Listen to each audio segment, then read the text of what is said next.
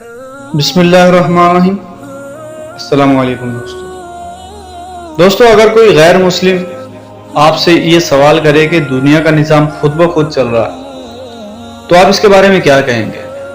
میں آپ کو بتاتا ہوں کہ آپ نے اس کو کیا کہنا ہے۔ حضرت امام اعظم ابو حنیفہ رحمۃ اللہ علیہ کا ایک دوہریہ سے مناظرہ، اس موضوع پہ مناظرہ ہوا۔ ہمارے امام اعظم رضی اللہ تعالیٰ عنہ کا ایک دوہریہ خدا کی ہستی کے منکر سے مناظرہ مقرر ہوا، اور موضوع مناظرہ یہی مسئلہ تھا کہ عالم کا کوئی خالق ہے یا نہیں۔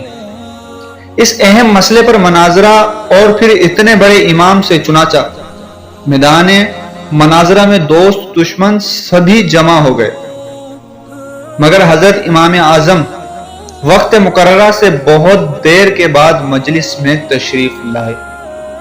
دوہریہ نے پوچھا کہ آپ نے اتنی دیر کیوں لگائی؟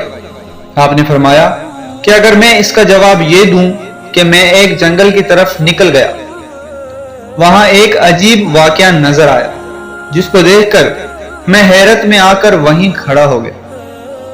وہ واقعہ یہ تھا کہ دریا کے کنارے ایک درخت تھا، دیکھتے ہی دیکھتے وہ درخت خود بخود کٹ کر زمین پر گر پڑا۔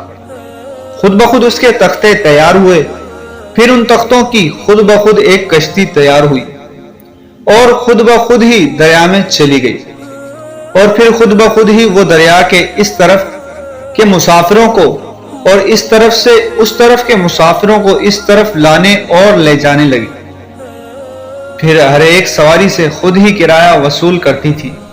تو بتاؤ تم میری اس بات پر یقین کر لو گے؟ دوہریہ نے یہ سن کر ایک کہا لگایا اور کہا، آپ جیسا بزرگ اور امام ایسا جھوٹ بولے تو تعجب ہے۔ بھلا یہ کام کہیں خود بخود ہو سکتے ہیں؟ جب تک کوئی کرنے والا نہ ہو کسی طرح نہیں ہو سکتے۔ حضرت امام اعظم ابو حنیفہ رحمۃ اللہ علیہ نے فرمایا کہ یہ تو کچھ بھی کام نہیں ہے، تمہارے نزدیک تو اس سے بھی زیادہ بڑے بڑے عالی شان کام خود بخود بغیر کسی کرنے والے کے تیار ہوتے ہیں۔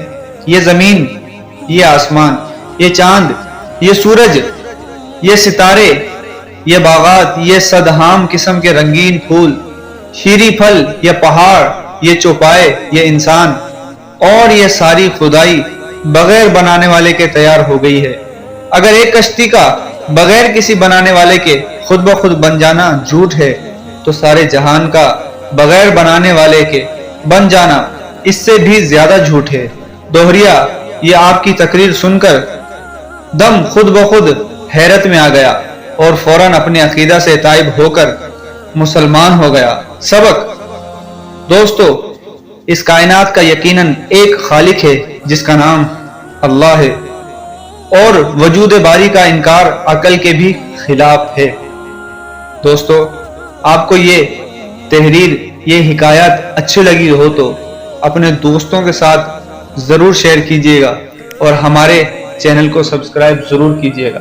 ملتے ہیں اگلی ویڈیو کے ساتھ، تب تک کے لیے اپنا سارا خیال رکھیے گا۔ السلام علیکم ورحمۃ اللہ وبرکاتہ۔